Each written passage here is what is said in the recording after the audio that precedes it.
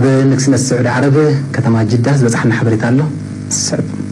ፕሬዚደንት ኢሳያስ አፈወርቅን ቀዳማይ ሚኒስተር ፌደራላዊት ዲሞክራሲያዊት ሪፐብሊክ ኢትዮጵያ ዶክተር አብይ አሕመድን ዝምድና ኤርትራን ኢትዮጵያን ናብ ንቡር ንምምላስ ብዝወሰዶ ተበግሶ ሰላም ናይ ንግስነት ሳዑዲ ዓረብ ዝለዓለ ኒሻን ንጉስ ዓብዱልዓዚዝ ተሸሊሞም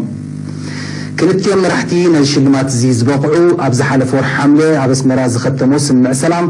ሎሚ ሰንበት 16 መስከረም ንጉስ ስዑድያ ሳልማን ቢን ዓብዱልዓዚዝ ኣብ ከተማ ጅዳ ኣብ ዝወደቦ ዋና ጸሓፊ ሕቡራት ሃገራት አንቶኒ ጉተረሽ ወራስ ዓራት ንግስነት ሳዑዲ ዓረብን ሚኒስተር ምክልኻልን መሐመድ ቢን ሳልማን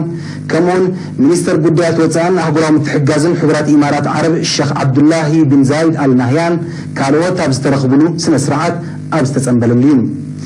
ኣብቲ ብሃገራዊ መዛሙር ኤርትራ ኢትዮጵያን ስዑድያን ከምኡውን ናይ ክብሪ ሰልፊ ዝተሰነየ ስነ ስርዓት ፕሬዚደንት ኢሳያስ አፈወርቅን ቀዳማይ ሚኒስተር አብይ አሕመድን ሰነድ ስምዕ ሰላም ምሕዝነትን ኣጠቓላሊ ምትሕጋዝን ከም ዝኸተሙ ልኡኻት ሚኒስትሪ ዜና ካብቲ ቦታ ሓቢሮም ኣብቲ ስነ ስርዓት ብወገን ኤርትራ ሚኒስተር ጉዳያት ወፃኢ አቶ ዑስማን ሳልሕ ኣማኻሪ ፕሬዚደንት አቶ የማነ ገብረአብን ዳይሬክተር ኣብ ቤት ጽሕፈት ፕሬዚደንት አቶ አሚን ሓሰንን ተሳቲፎም ነይሮም ፕሬዚደንት ኢሳያስ አፈወርቂ ኣብ ስነ ስርዓት ንምስታፍ ብ15 መስከረም ኣብ ሰዓታት ምሸትዩ ናብ ንግስነት ሳዑዲ ዓረብ ገይሾም ኣህጉራዊ ዓርፍ ረፈርቲ ጅዳ ዝበፅሓሉ ድማ ኣሚር ግዝኣት ማካ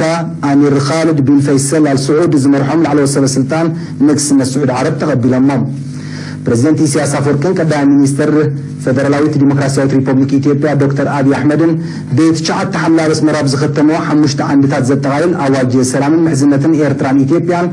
ነቲ ን20 ዓመታት ዝቐፀለ ናይ ኩናት ሃዋህው መኸተምታ ስለ ዝገበረሉ ዶባት ክልቲአን ሃገራት ካብ ዝሓለፈ 11 መስከረም ምንቅስቓስ ህዝብን ንብረትን ከም እትራሕወ ይፍለጥ